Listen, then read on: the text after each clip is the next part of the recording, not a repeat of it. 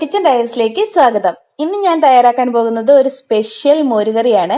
അപ്പൊ നിങ്ങൾ ഇതുപോലെ ഒന്ന് ട്രൈ ചെയ്ത് നോക്കിയിട്ടില്ലെങ്കിൽ എന്തായാലും ഒന്ന് ഉണ്ടാക്കി നോക്കണം. നിങ്ങൾക്ക് എന്തായാലും ഇത് ഇഷ്ടാകും. അതിനായിട്ട് ഞാനിവിടെ ഒരു വെള്ളരിക്കയാണ് എടുക്കുന്നത്. അപ്പൊ ഈ വെള്ളരിക്കയുടെ മുഴുവനൊന്നും എടുക്കുന്നില്ല. അപ്പൊ അത് ഇതുപോലെ ചെറിയ കഷ്ണങ്ങളാക്കി നുറുക്കി വെച്ചിട്ടുണ്ട്. അപ്പൊ നിങ്ങൾക്ക് വെള്ളരിക്ക അല്ലെങ്കിൽ കുമ്പളങ്ങ എടുത്താലും മതി. ഇത്രയും ബാക്കി വെച്ചിട്ടുണ്ട് കേട്ടോ. അപ്പൊ ആ നുറുക്കിയത് ഞാൻ ഈ പാനിലേക്ക് ഇട്ട് കൊടുക്കുകയാണ്.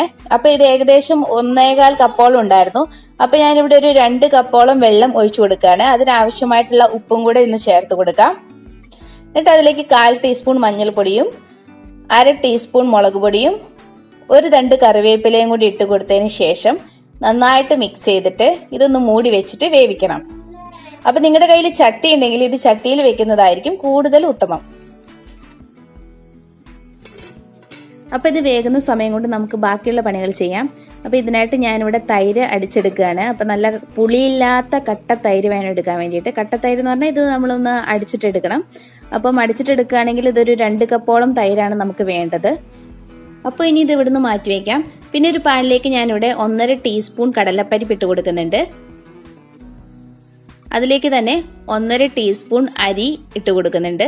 ഇനി ഇത് നമുക്ക് കളറ് മാറുന്നിടം വരെ ഇത് നന്നായിട്ടൊന്ന് വറുത്തെടുക്കണം. അപ്പൊ ഒരു മീഡിയം ഫ്ലെയിമിൽ വെച്ചിട്ട് ഇതൊന്ന് നന്നായിട്ടൊന്ന് വറുത്തെടുത്താൽ മതി. ഇപ്പൊ നന്നായിട്ട് കളറൊക്കെ മാറിയിട്ടുണ്ട്. അപ്പൊ നമുക്കിത് തീയിൽ നിന്ന് വിടുക. പിന്നെ ഇത് ചൂടാറിയതിന് ശേഷം ഇത് മിക്സിയിൽ ഇട്ടിട്ട് നന്നായിട്ടൊന്ന് അടിച്ചിട്ട് വരണം. അതെ, ഇപ്പൊ ഇത് നന്നായിട്ട് ഇവിടെ അടിച്ചെടുത്തിട്ടുണ്ട്. ഇതും കൂടെ ചേർക്കുമ്പോൾ മോരുകറിയിൽ ഒരു പ്രത്യേക ടേസ്റ്റ് ആണ്. അപ്പൊ നമ്മുടെ വെള്ളരിക്ക ഇവിടെ വെന്ത് വന്നിട്ടുണ്ട്. അതിലേക്ക് ഞാനൊരു 1/4 ടീസ്പൂണോളം കായപ്പൊടി ചേർത്ത് കൊടുക്കുന്നുണ്ട്. എന്നിട്ട് നന്നായിട്ട് ഇത് മിക്സ് ചെയ്യാം. അപ്പൊ നമ്മുടെ കുറച്ചും കൂടി ഇതിനകത്തെ വെള്ളം അങ്ങ് വറ്റണം. പിന്നെ ഇതിലേക്ക് നമ്മൾ നേരത്തെ പൊടിച്ചു വെച്ചിട്ടുള്ള മിക്സും കൂടി ഇട്ട് കൊടുത്തിട്ട് നന്നായിട്ട് ഇളക്കി കൊടുക്കാം. പിന്നെ അതുപോലെ തന്നെ നമ്മൾ തൈരില് വെള്ളമൊന്നും ചേർക്കാതെയാണ് കേട്ടോ അടിച്ചത്.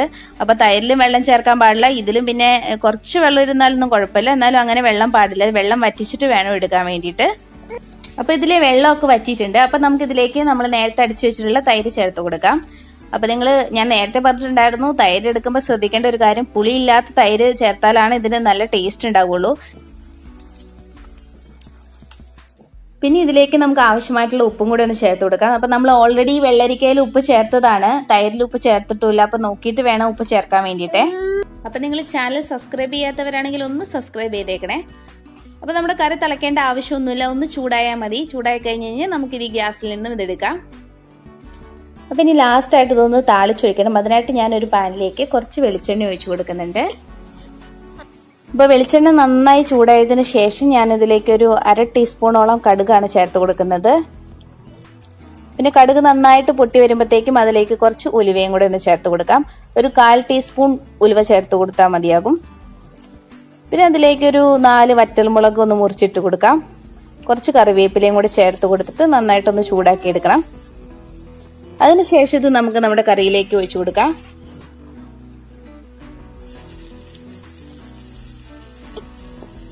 പിന്നെ എല്ലാം കൂടി ഒന്ന് നന്നായിട്ടൊന്ന് മിക്സ് ആക്കുക.